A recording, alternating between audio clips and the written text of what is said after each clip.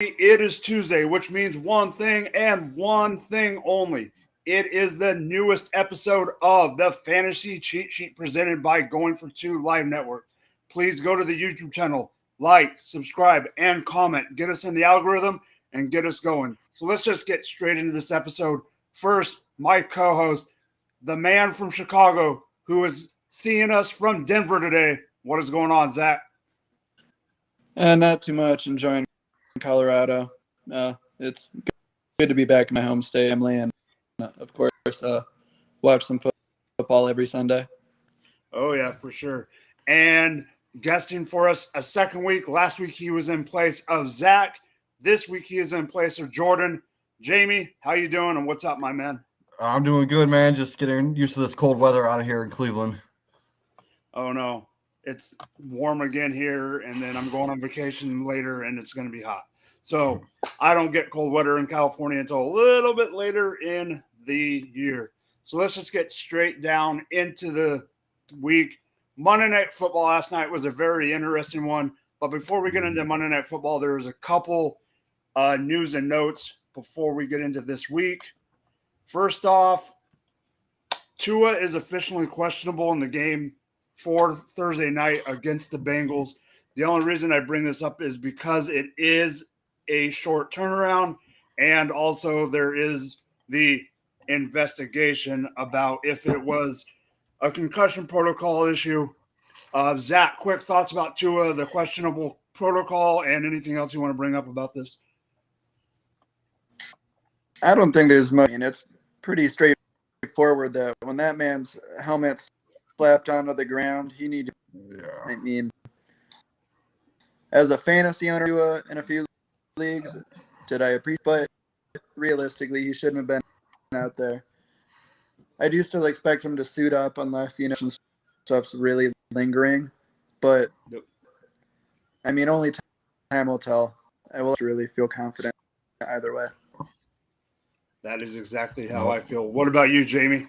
I think that they're going to play him, and even if it was a concussion, I see a big game coming from our man Chase Edmonds, just dink and dunk all day long. Just don't even look down the field. You don't need to hit Waddle. Just get Edmonds involved. Yeah, Seard, how you doing tonight? He says, yeah, this is a coworker of mine. I know he's just joking around. I don't know how I feel about using a sheet to cheat in fantasy. All right, so another thing that happened has to do with last night's game. Unfortunately, Sterling Shepard got hurt at the end of the game last night, tore his ACL. That is a bummer. We don't ever want to see anyone get injured. Jamie, with Sterling Shepard's injury, with everything else that's going on in New York, what do you think about that wide receiving core? Is there someone you're targeting, or are you staying away?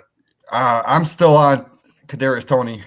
This dude's got so much talent. He just needs to get on the field. They need to get him involved. You know, I call him the human joystick. Just put the ball in his hands, and he'll zigzag all around that field, get that first down. They have no one else. Like Galladay, come on. This dude's never done nothing. So let's put all our money on it. It's got to be Kadarius Toney. Mm-hmm. Zach, do you have any thoughts, Mr. Upside Down Zach? Yeah. You're upside down, Zach. And mute, I think. Yeah, you're muted. But as he's getting Daniel Jones looked good with those rushing attempts that he had. So if he just get plays in place, get Toney involved a little bit more. Oh, I think his connection he's in red right now. Oh, right. All right, so let's just keep going until Zach gets going. So let's just get straight into Monday Night Football. Monday Night Football was a 23-16 win by the Cowboys. Cooper Rush started, like we all know, for Dak Prescott for the Cowboys. Dak's still out with the injury. 23-16. Jamie, what was your main takeaway in the Cowboys versus Giants Monday Night Football game? All right, so when I was watching this game, I was paying attention to Zeke versus Pollard. All right, I've been saying it all offseason that Pollard is the better running back than Zeke. And I still believe that to be true, even in fantasy football and in real-life football. You got to get Pollard more involved. Zeke's on his way out. Last night, Pollard ran 13 times for 105 yards, averaging 8.1 yards per carry. And Zeke rushed 2 more times, 15 attempts for 73 yards at 4.9 yards a carry, but he got his first touchdown of the season. Well, I was going to say one of those was a 1-yarder, which drops Yes. average, but I understand you. And if that 1 yard wasn't a touchdown, then it would have went lower. So here we go. Elliott, as of right now, is running back 38 on the year. And we were drafting him at running back 15. Yep. Like right before that dead zone. So Pollard right now is running back 24, and we were drafting him at running back 30 plus during the drafts. So it's safe to say that Pollard was definitely the better value in drafts as of right now. But moving forward, it's hard to say for sure, like which running back is going to outproduce the other one. My money is on Pollard only because he's got that pass catching upside that he brings every week. What do you got? What are your thoughts? So on yours, first Gator J says, LFG, now I am here. We can start. Sorry, All right. Gator. All right, Sorry, let's start Gator, over. We started without you. Yeah. Let's start the show over. Yeah. So I do agree with you. I have shares of both of them. I do too. Even in the same team, I have Pollard and Zeke. So I have one. I think I have one of those, but I have a couple shares. I have shares of them, both of them. I think they will both be sufficient in the offense. Mm-hmm. I thought Zeke was I knew they would get Zeke more involved. I'm okay with that. What did you say? 4.8? Yeah, around there. Yeah. I'm okay with 4.8 a carry. 4.9. I know he didn't get as many yards as Pollard did on 2 more carries, but I'm okay with that because he's still going to eat. He'll still eat.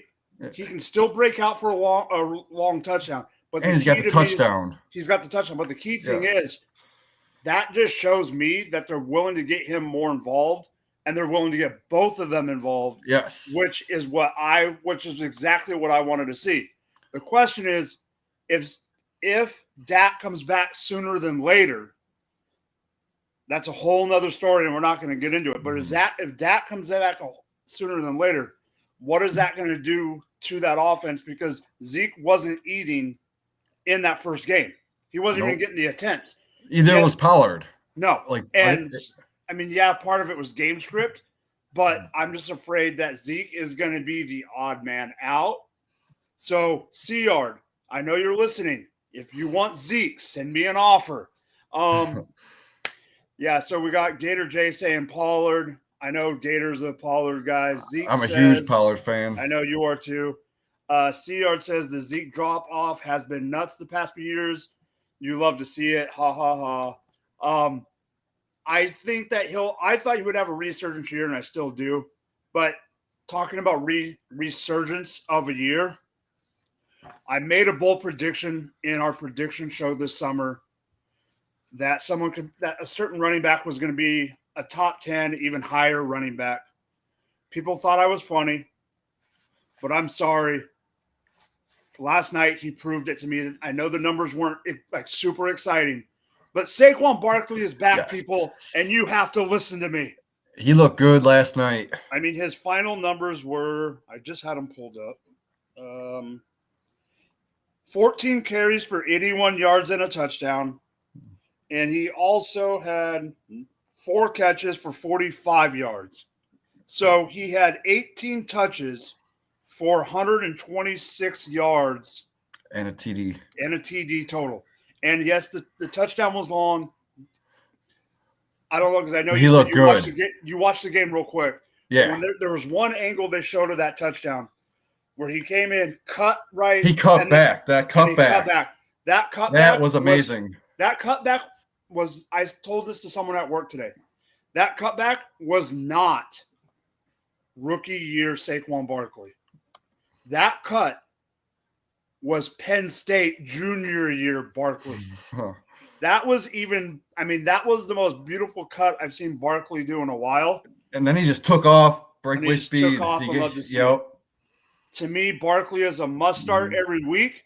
To me, I wouldn't mind. You have to have the right situation, but I wouldn't mind picking up Barkley in Dynasty if the situation and the team was right. Depending on what you would have to pay, depending if you're going to win now. Yeah, you're not doing win next year. You're not doing it if you are in a rebuild and you're 3 years out. You're not going to be able to do it. And you got to remember, last week people were talking about, are we starting CMC or Barkley in the prop bets? Which one's going to have more yards? Like that's number 1 and number 2 overall. The crazy thing is CMC is getting yardage. He's just not getting anything else because the Carolina stinks. But that's something else we'll talk about later. Yeah, that's something. But let's get so that was our Monday night recap. The only other thing that I want to bring up, unfortunately, Zach has been having technical difficulties. He might come back on. I do not know what he was going to bring up because that was the only thing he didn't put on the sheet. He's in Colorado right now, so he's got his. But the only other thing I want to bring up about last night's game, Cooper Rush actually did decent for that team. If it wasn't for freaking CD Lamb dropping a ball in the middle of the freaking field, he would have had 50 more yards. But Cooper Rush held his own. They got the win, and they knocked New York Giants off of the 2-0 pedestal. So let's get into the next part of the show, and that is our start and sit regret. First, before I let Jamie go crazy, because I know he's going to. Everyone else doesn't know why, but I do. I just want to bring up, Zach said, I don't know what players they were, but I just want to say Zach lost by 2.3 points in one of his leagues with 7 different bench options that would have led him to victory. I don't know who they were, but I'm guessing one of them on the bench was Romeo Dubs, just because he is a Packers fan. But other than that, Jamie, do you want me to leave the room, or do you just want to go for it? No, I'll go for it. All right, so we're in a Run Boys Facebook versus Twitter league. A lot of heavy hitters in this league, man. And it's a deep league. We got a lot of starting lineups. I think it's start 11 with a super flex. So for my last flex spot, I was debating between. Make sure you tell them we were going against each other. Yeah, me and Mike were facing each other, and I was going against debating between Zay Jones and Treylon Burks for my last flex spot. I was hoping for a Treylon Burks breakout. I saw it coming. I don't know when it was going to happen. I was hoping this week, just because he had 5 targets one week, 6 targets another week. I was hoping he would actually convert them into some yardage, maybe a touchdown. And I was thinking maybe he'll get 8 targets this week, 6 catches, 40 yards, and a touchdown. That would have been great. But instead, he shit the bed. He pooped the bed. No, he did. Yeah. So my deciding factor between those two was I had Trey Lance in that league. He's out. So my super flex is now Ryan Tannehill. So I decided to put Ryan Tannehill to stack with Burks. Normally, I probably would have started Burks or Zay Jones over Burks just because of how crappy Burks has been doing. And Zay Jones actually been doing pretty good, which you'll talk about later. Yeah. And I lost by 2 points. Right, Mike? It was 2.2, I think. 2.2 points. So that one hurt. So I am now, 2-1 in that league? Yeah, you're 2-1, and I'm 2-1 as well. I lost in week 2, and then you just lost to me this week. And they're like before the games, I was projected to beat you, even with Burks. You were projected to beat me by 10. Yeah. If I would have just started Zay Jones like I wanted to, but instead I made a bad decision of stacking him with Tannehill, which I wasn't even high on Tannehill. That was just my other option I had at quarterback because of Lions going down. Bad decision by me. Might have ruined my season, but I'm still 2-1. So even though I am the benefactor of this situation, I think I would have made the same call. That makes me feel better. Thanks. Um, Because I was really debating those two back and forth. I know. I know you were. Mm. I would have made the same call, partly just because the situation. So let's get into my sit regret of the week, and it actually has to do with one of Jamie's favorite players of the season and favorite teams, and that is the Cleveland Browns. Let's go Browns. And surprisingly, it's David Njoku. And not Yes. that I played David Njoku. It's You that sat I him. sat him. We all Because- sat him. I know, but here's the thing. In 2 leagues, I sat him. I sat him in more than 2 leagues. Okay, I have him in more. But in 2 leagues, I have him. I did win in both. I did win in one. I lost in the other. But I was actually going back and forth. Like in one of them, I was starting Irv Smith. I thought Irv was going to have a good matchup. I thought it was going to be a high-scoring game, and I thought Irv was going to get the points. That's why I played Irv. I had no qualms about starting Irv over Njoku. I believe the process was right. And Gator J, I haven't talked about it, but if we want to, we can talk about the elf. We already talked about that last week. I know. If you want to know how I feel about it, look at my Facebook. I'm done with the elf. Yeah, I know you are. So Irv Smith, I knew was the right play, in my opinion. And I think the process was right. Yeah. The production was wrong. The one that I think was wrong, maybe, and I'm glad you're on the show to tell me if I'm wrong or right, because you will. And it's partly because Van Jefferson was out. I played Tyler Higbee. That was closer to me, but the only reason I played Tyler Higbee over Njoku was since Van Jefferson's been out, Higbee has been more involved in the offense. That's why I wanted to get him and put him. I'm not to get him, but to put him in the lineup. I was wrong. Njoku comes out and crushes it, and I was already doomed on Thursday. What do you think about that? With that being said, Higbee going in last week was a top 5 tight end. So I don't blame you for starting Higbee over Njoku. I started Everett over Njoku, even knowing that the quarterback's going to be out for that team. But yeah. Well, yeah, it hurt. Yeah. Oh, definitely hurt.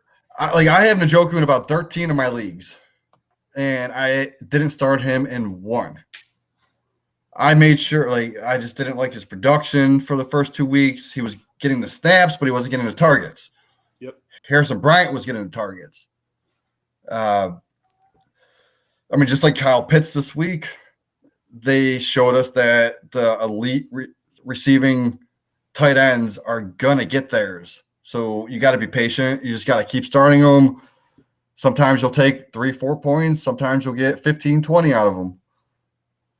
Hands down. But Higbee over Njoku was the right call, so I would have done that same thing. All right, so let's go to the chat for a minute before we keep going, since we have a little more time right now. Yes, CR Lance is out. I know that's a joke. You're a Niner fan. Russell Wilson has a question for us. Yes, the Russell Wilson. I love Russell Wilson. Who do I start at flex? Pierce? Ooh. Okay, you can't do this to Jamie. You cannot do this to Jamie. No. Pierce, you Singletary, ETN, Akers, or Edmonds. If you can only start one, me and Jamie will, in our sleep, yell Chase Edmonds. But yeah. Let's be realistic here. Yeah, let's be realistic. So, do we Singletary, Pierce, ETN, Akers, and Edmonds? All right. So, in my opinion, it's between Singletary and Pierce. Singletary's got that high-powered offense. He's got that chance to score. Pierce is on a bad team, but he's going to get his ETN. They need to flip that game script. Akers, I want to see. Like, if you have this problem, you're in a good position to win. Like, if you're going to start one, like these players right here should not be on one team alone. Okay, so here it is. Pierce plays the Chargers. ETN plays the Eagles. Bills play the Ravens. Akers plays who do the Rams? Rams play the Niners. And Miami plays the Bengals. The problem with this question is here's the problem. The problem with this is if you play Edmonds, you have to know by Thursday, and you want to put him in your running back, not your flex. Yep. So if you want to play Edmonds, put him in your running back and figure it out later. If Edmonds is out of the question, I think this is why he's asking the question now. What I would do is I would almost rule Edmonds out and deal with this on Saturday. Yeah, because you have Pierce or Singletary to deal with, and it's between those two. And I honestly play Pierce over Singletary. I don't trust Singletary. I don't think he's a good running back.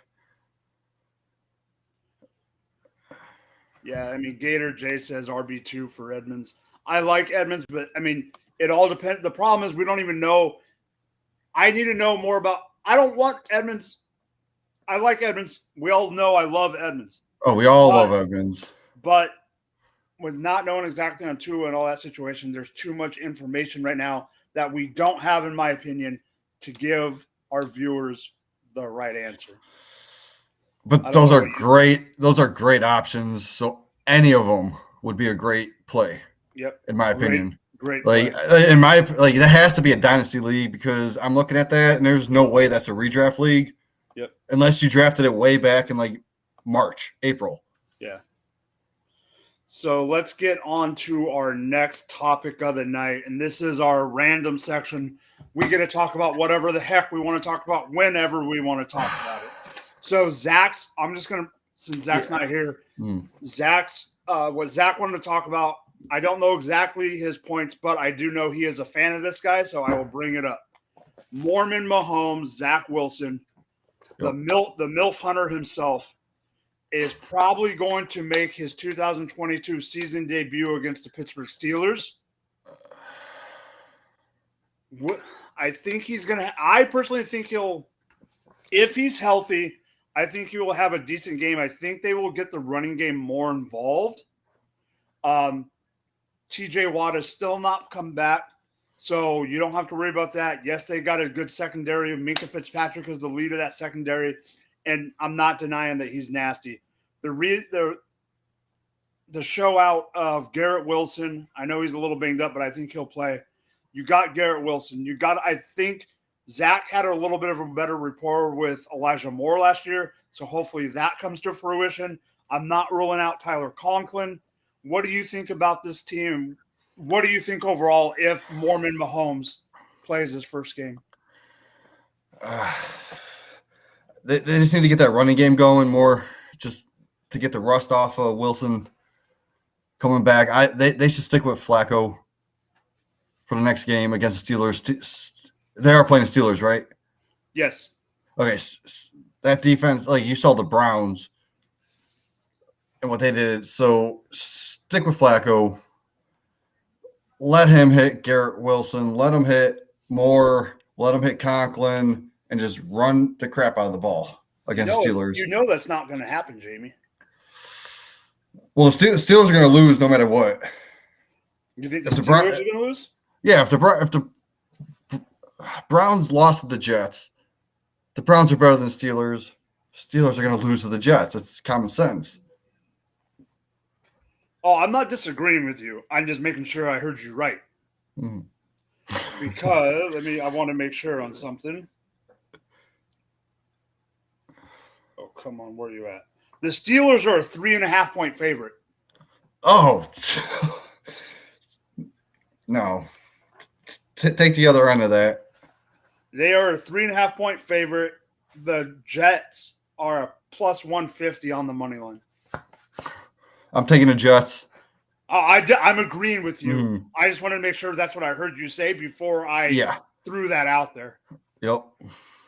Okay, so I don't think they should start Wilson yet. They should keep him out for another week, make sure he's healthy, and let Flacco do what he's been doing the past few weeks. Yep. So now that we have talked about Garrett Wilson for Zach, will you please talk about Mr. Let's Ride?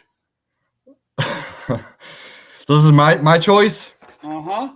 All right. So, how worried are we about Russell Wilson going forward? On a scale of 1 to 10, I'm at about a 5 with high hopes. What would you put him at? My worriness of him himself? Yes, in this offense. 3 or 4. Ooh, so you're low. See, I'm at about a 5, but I believe he can go higher. That's my worry level. I'm not that worried. Give your reasoning and then I'll give you mine. All right. Oh man, so we've all seen the memes about Russ cooking, right? Mm-hmm.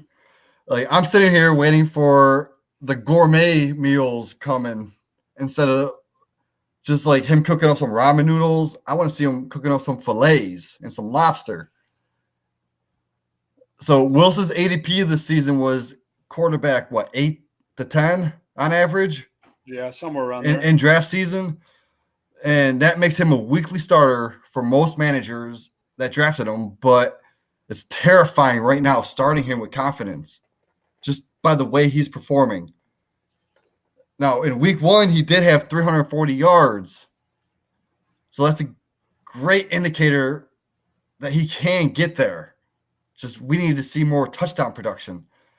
That lack of rushing and the touchdowns kind of limits his ceiling. And I believe Wilson's days of bringing that rushing production to the table, that's behind him. He's already, 33 years old? 34? Yeah. Something like that. He ain't going to be rushing for 12 yards. I took the over in week 1 for $50 on over 12 yards, 12 and a half yards. Yep. Didn't even get close to that. Didn't even get close. He didn't even sniff it. Luckily, I won on all my other bets, but that I thought was a lock. So his rushing days are behind him. So without his rushing production that he's bringing to the table,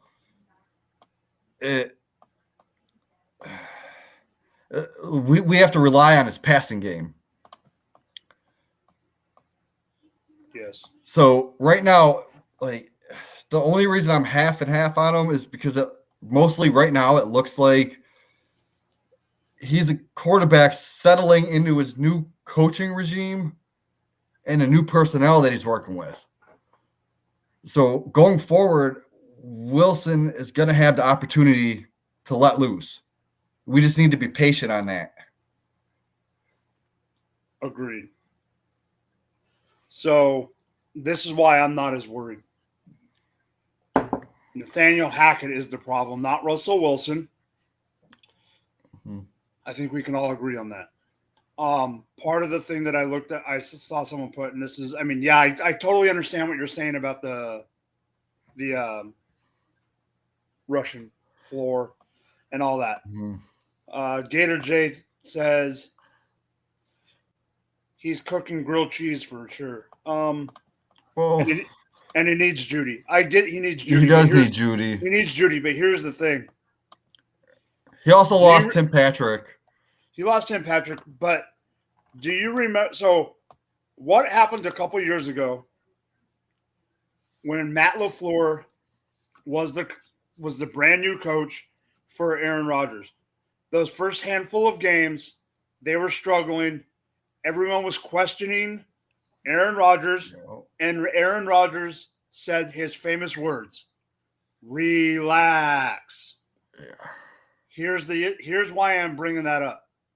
It is the same exact offensive system that happened to Aaron Rodgers. Russell Wilson has been in the same system for so long. Aaron Rodgers was under the Matt LaFleur. Hackett was in that system. Hackett wasn't the OC yet, but it was the same offensive system. If you look at it, and they brought it up on air, Collinsworth and Tirico, they played the Niners and they played Shanahan. In a weird way, the Shanahan offense is a lot similar to the Broncos' new offense. Could you tell Sunday night? No, because it was god-awful. But Russell Wilson, to me, is smart enough of a player to not let that ruin his year, and he will be okay. Is the rest of the team going to be okay? I'm not sure. Are they going to win a bunch of games? We'll see. They got a different defense. They got a decent defense. That running game is starting to go. Javonte Williams is the real deal. They're still using Melvin Gordon as a complimentary piece. They are in my division, so I am never going to cheer for them. But I said that they are going to be decent. I didn't think they would win the division. I didn't think they would be second in the division. I thought they were going to – right now the division's playing out kind of like I thought, kind of. I did think the Chargers were going to win the division. I thought the Chiefs would get second. I thought the Broncos would be third, and I thought the Raiders would be last. That part of it is ironing itself out. To me, this week coming up, week 4, for this division is tough, or not tough, but big, because the Raiders play the Broncos. So either the Broncos go 2-2 or 3-1, and the Raiders go 0-4, or the Broncos go 2-2 and the Raiders go 1-3 and are only one game behind Denver. So it's going to be the game of the week to watch. That's going to be a very tight game and game of the week. So now getting into my random of the week. Yes, Mr. Mike is going to be talking betting. And one of the games I wanted to bring up spread-wise, we've kind of already brought it up, but I'm going to bring it up again. How in the heck are the Jets a 3.5-point dog to the Pittsburgh Steelers? I do not understand that, so that's one thing I wanted to bring up. One of the other things I want to bring up is it is hard to beat any NFL team. I don't care if it's the worst team in the league or not. A 10-point spread in the NFL is almost unseen and almost uncovered. I mean, last week we had 3 or 4, and I think only one of them got covered by 10. Green Bay is a 10-point favorite over New England. And I know that Mac Jones is going to be out. But here's a question for you. I got more to say, but here's a question I have for you, Jamie. Is New England really in that much of a worse position with Brian Hoyer as their quarterback than Mac Jones? Yes, because it's their offensive line. Their offensive line is garbage. So you have an old-ass Hoyer, who I know about because he was on the Browns years ago. But if you have that bad of an offensive line, he's just going to get sacked after sacked after sacked. He's not going to have time to throw the ball down the field. And you got Myers, who's not 100%, might not play. Who else you have? You're going to run the ball 50 times with Ramondre Stevenson? Yeah, they could win it that way. But are they going to do it? No, they're not. Are they going to cover, though? No, not at all. So I don't even know. What are you predicting? The Packers are going to blow them out of the water. 14? I mean, you saw what the Packers did in Florida against Tom Brady. They didn't do much. Well, considering the fact that Aaron Rodgers does not play well in the humidity down there in Florida, I think he's like 1-5 down there. Yeah. Against Brady, he's like he loses every time against Brady, but he actually beat him. But it was only 14-12. I'm saying, but Rodgers looked better than I thought he was going to be. Even with he doesn't have Devontae Adams. The game plan, they game plan like 80% last year of their plays around Devontae Adams. Oh, for sure. He doesn't have that no more. And what he did against Brady, even with the depleted offense that Brady had, like Brady should not have lost that game. It's because Brady was playing with third string offensive lineman. Oh, third string offensive lineman. His best wide receiver was His Russell best wide Gage. receivers were out. But even with that, like Rodgers still looked good, better than I thought he would have in Florida. So he's going to come out against the Patriots and he's just going to blow them out. You're going to be like, oh, Rodgers looks MVP, but he's not. I'm not a big Rodgers fan at all. He's going to come out and he's going to put up some points against them Patriots. Yes. So I wanted to bring that up, but I also wanted to bring one more thing, and this is the other thing that's part of my, and we got plenty of time to talk. So I want your opinion on this. We all know Houston's not a good team, correct? Overall. Yeah, overall, but they got pieces in place. They got pieces, but I'm just saying, as a team right now, they're not overall. Yep. Right now, they are a 4.5-point underdog at home. Here's the reason I bring this up. I'm not talking about covering. I'm not talking about winning. I'm just saying, I'm just bringing that for context. They are playing my division foe, the LA Chargers. LA Chargers, I think, can win this game no matter what. Chargers. And I'm talking as an NFL fan, not a Kansas City Chiefs fan. And I think Jamie will agree with me. I hope. On a lot of stuff. Do yourself, I'm going to look right into the camera. Do yourself a favor. Do not play Justin Herbert. Sit him one more week and let him get healthy, damn it. He is too injured right now to produce. They just lost to Jacksonville. I'm not saying that was purely because of Herbert, but Herbert was definitely not 100%. He's not going to be. Let Austin Eckler eat. Let Austin Eckler run the ball. Chase Daniel is a good enough quarterback to throw the ball. I'm not saying he's going to throw the ball deep or whatever, but he is a good enough quarterback in this league. He's been in the league long enough to be able to be a game manager and let your defense, which was your best upgrade this offseason. It wasn't bringing in certain players on offense and drafting Spiller and this and that. Your best upgrade this offseason was bringing in Khalil Mack, reassuring that defensive line, bringing in J.C. Jackson.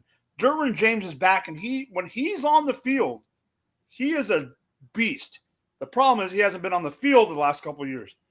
They just lost Rashawn Slater for the year with a torn bicep. Don't let Justin Herbert get behind an offensive line right now that has a little dinged up. Let him sit, let him get healthy, and be ready for week 5. They could definitely win this game if they just sit Herbert, play Chase Daniels, dink and dunk. Keenan Allen's going to be back. He's going to be healthy. Mm-hmm. You don't need to throw it down the field to Mike Williams. So sit Mike Williams this week. And they use Joshua Kelly as a breather back just to keep Eckler fresh. Keep Eckler fresh. You use him. They still got Palmer. Yeah, Palmer. And Everett. Everett, sit him. Let him be healthy. We all know what happened to Tyrod Taylor years ago in the same situation. And that's what led to Herbert starting. Yeah, against my team and tore us up. That was ruthless. I mean, now Tyrod Taylor's in the middle of suing the team, and the same guy is the one that gave him the injection. Yep. So yeah. But Keenan Allen, he's a great short pass catcher. Just throw it to him. Let him get 12 catches, touchdown. Yep. Run it with Eckler. Pass it to Eckler. Put Joshua Kelly in there once in a while. They can win this game easily by 10 points. I 100% agree with you. So before we get into our last segment, got to pay a little bit of bills. One of our sponsors for Going for Two live on YouTube. Hit like, subscribe, and all that jazz. We all know how to do it. We need you to get us put up in the algorithm. At least go in and like. The more likes we get, the better it is for going for 2 live. So, Underdog. We have all heard about Underdog when it comes to best ball and everything in the summer.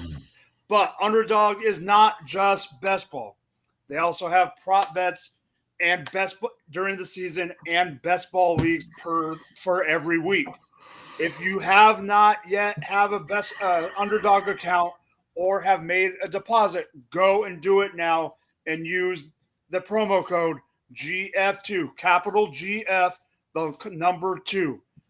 We will match you up to $100. So if you put 50, you get 100. If you put 75, you get 150. Cha-ching, cha-ching. Go make some bets. Go win some money. Reminder, that is GF2. Jamie, so now it is time for the cheat of the week, which is normally our waiver section. So before I toss it to you, the trade guru of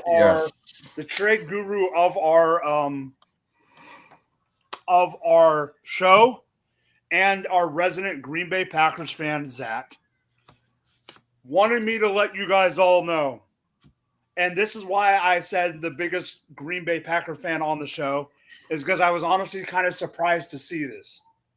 This doesn't mean he doesn't like the guy. This doesn't mean anything. He's talking dynasty. I know Zach. He's talking you want to get rid of a guy at his high peak, get the value that you can. So guess who he is trying to sell? He's not trying to sell a Chief. He's not trying to sell someone on the low end. He's saying, go sell Allen Lazard ASAP. In the notes, he put sell Lazard ASAP. I agree too. I agree with him that if you can get rid of him, do it. So, Jamie, would you trade him, and what would you trade him for? I don't own him in any of my dynasty leagues, but if I did, I would try to get rid of him now, just because he is that big-bodied receiver that's going to get those red zone targets. It's him and Tanyan. He has no one else to throw to in that red zone. I mean, Dylan can get those rushing touchdowns, but for the receiving, it's pretty much Lazard. So we don't know when he's going to get those every week. Sell him now. Sell him high. Just get rid of him. I don't even know what I was selling for, honestly. I'd probably get rid of him for a third round, an early third. I think a late second, maybe. Yeah, you can maybe late second, early third. It depends on the team. Yeah, I mean, I think we're all in agreement. I would get rid of him too. Wide receivers, you can go and get another wide out. Wide receiver, you know what I mean. Wide receivers, they're out there, but we can always get more.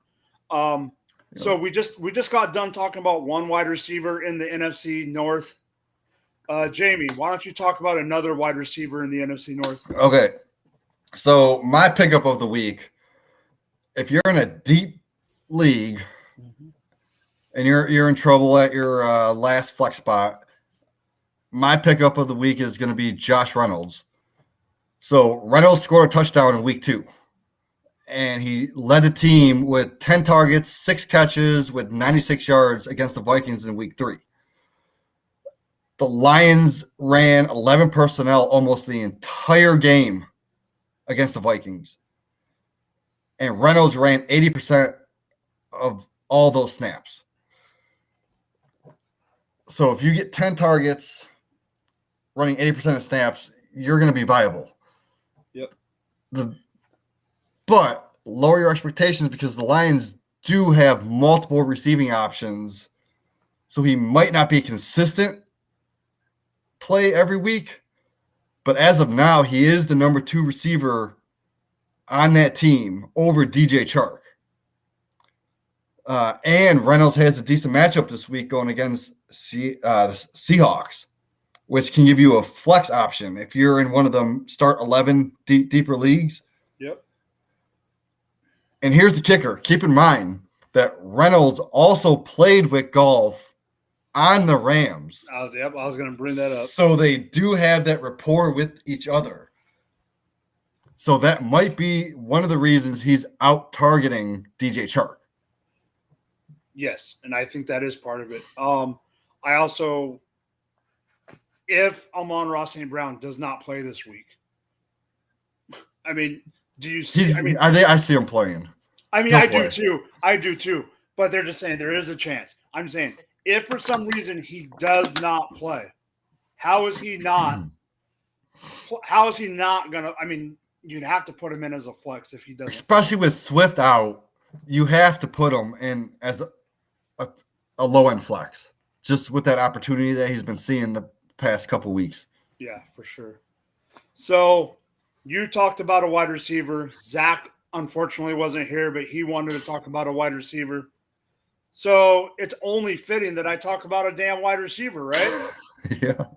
And it's only fitting that I talk about the wide receiver that you should have started against me.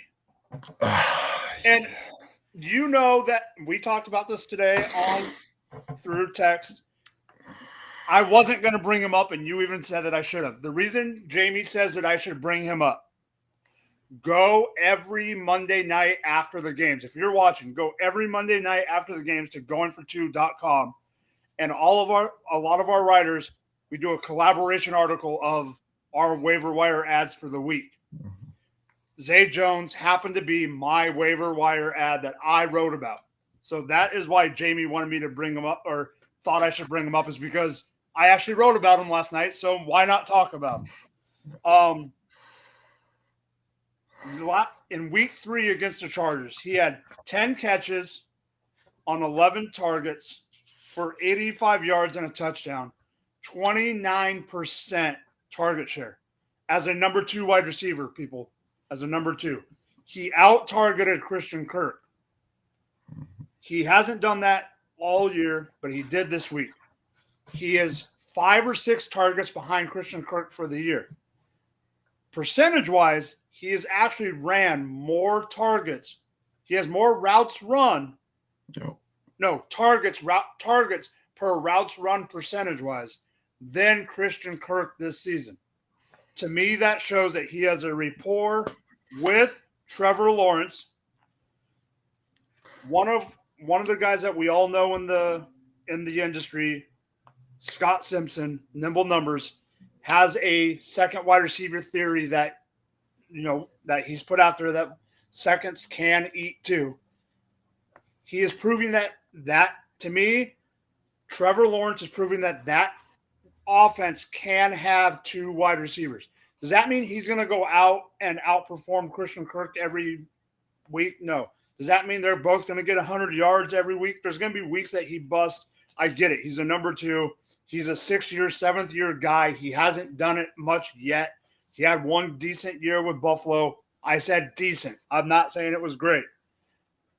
But if the way we all know how the season folds, Jamie, with lack of hitting in practice and lack of all that, there's always injuries that pop up this time of the year. There's always bye weeks coming up. And then you have those weeks where you have 5 or 6 team on bye weeks. Those are the weeks with the injuries combined that you're going to want Zay Jones on your roster. You're going to want him in those deeper leagues like we were talking about, the 3 wide receiver and 3 flex, the 3 wide receiver and 2 flex leagues. I mean, for gosh sakes, we're in one of those leagues together. And if you would have asked me preseason, right before the season started, that if Jamie had to make that decision on Zay Jones, if Zay Jones was going to be a part of a flex decision in week 3, I probably would have told you were crazy. It's just the way it unfolds. Jamie, what do you think? So speaking of that, Zay Jones was one of my targets late in best ball leagues. Yep. Because I knew he was going to get involved. Trevor Lawrence likes to use 2 to 3 different receivers every here and there. I didn't know if it was going to be Marvin Jones or Zay Jones. I always drafted Zay Jones over Marvin Jones. I just had a feeling. Even though Marvin Jones might have more air yards, but Zay Jones is getting the fantasy production. So I love that call. You're saying he's a pickup, But like you said, in our league, I already have him on my team. So if you're in our league looking to pick him up, if you're in a deep yeah, league, if you're in a deep league, like him. he's already on my team because I But already know. on Sleeper, he's only 14% owned. That's crazy. 14. That just shows you that we play deep leagues. But yeah. in Sleeper, he's 14% owned, and in Yahoo, he's only 12. So a story when I was doing my redraft league, and it's a salary cap, like you bid on players. Yep, auction league, and I was telling this dude about Zay. I was like, "Why'd you bid so high on Marvin Jones when Zay Jones is going to be the number 2 in that offense?" He's like, "Who's Zay Jones?" I just looked at him and laughed. Like, well, those are the guys I want to be in a league with. All right, Gator J. Oh no, Gator J's got a question, and I don't know if neither one of us can answer this. You because of me and you for one reason, and you another reason. Edmonds or a 23-second and David Bell 10-team 1 QB. All right, I'm going to answer this truthfully. Edmonds is already 26 years old, just coming into his game. David Bell is going to be the next Jarvis Landry in the Cleveland offense. Plus, you get a second. I'm taking that side all day, especially if it's an early second. Take that. Yeah, take David Bell. Yep, I'm taking the David Bell side. I'm surprised I am taking the David Bell side, but I am. And to me, it has to be that It's the 10-team and the second. And a second, because it's going to be a top 15, maybe 15 to 16. And yeah. We already know that people want the 23 first, but because that 23 first is so deep, those seconds are going to be valuable as late. I would do it. It'll be a late pick. Even if it's a late pick, man. Because last year you were drafting David Bell late last year in the second round. Even if you draft, say it's late and it's the 8th overall pick, right? Say it's 8 out of 10. That is what? That's the 6th pick, and it's a 6th pick in a 12-man. Yeah. In a 12-man second round draft, I would take the 6th, 7th pick easily. So imagine trading Dameon Pierce and David Bell for Edmonds. Would you do that? Yeah. Okay, so last year I'm in a podcast league with the Fantasy Intervention. Okay, that one. And I had the 8th pick of a 12-team league, and I traded for the 8th pick just because David Bell Dameon Pierce was there. Okay. So I traded for that pick and drafted Dameon Pierce.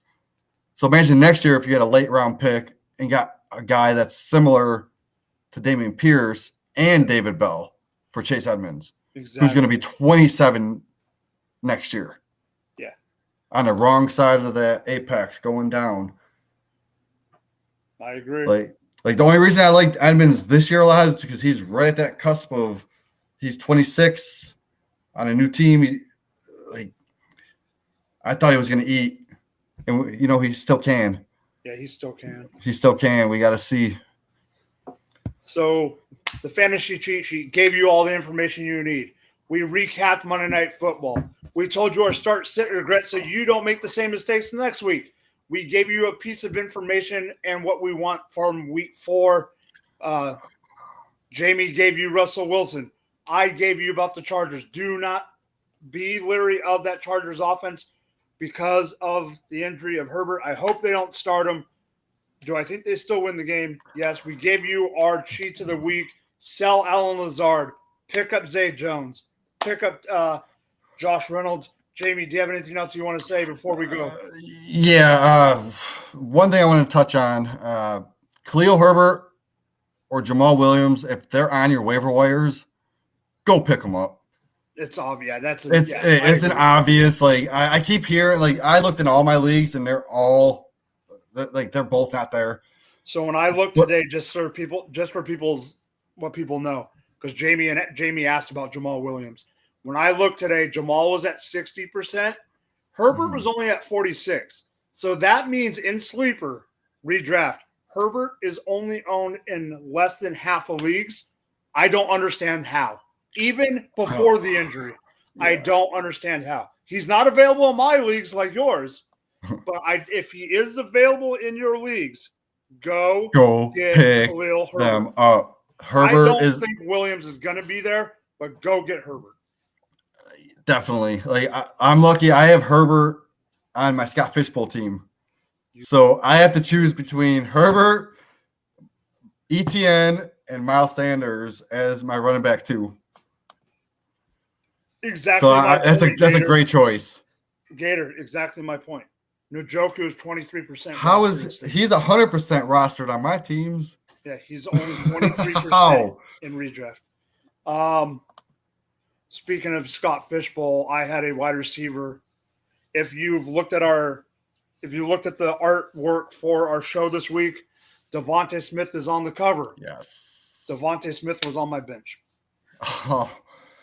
Who'd you sit him for? Oh, I can't. I don't even want to look. I can't remember anymore. I've already. Oh. I'll tell you off camera. Yeah. All right. I can't. I honestly can't even. I mean, I know Mooney was in the lineup. Oh damn! You sorry, Mooney.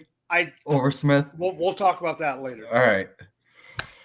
Jamie, do you want to plug anything? Yes. Give your outro. Yes, you can find me on Twitter at Jamie Prog. I'm also on Facebook. You could private message me. I'm always contacting people, just messaging back and forth about start sits, who to pick up. I also am an admin of the Fantasy Football Discussion Facebook group on Facebook. We have 35,000 members. Come join our chats. We have like hundreds of messages a day that you can just look through. Mm-hmm. I'm also the newest member of the Rum Boys. Yep. I love it. Yep. We just talk football Friday nights, every Friday night at 9:30. 9:30. We just sit, talk football. We do the Sunday games. I'll give it all day. All right. All day. It's like red zone for podcast. Yep. That's what I tell people. Like if you can't watch the games, just come watch the Rum Boys, and we have play-by-plays, just talking football all day long.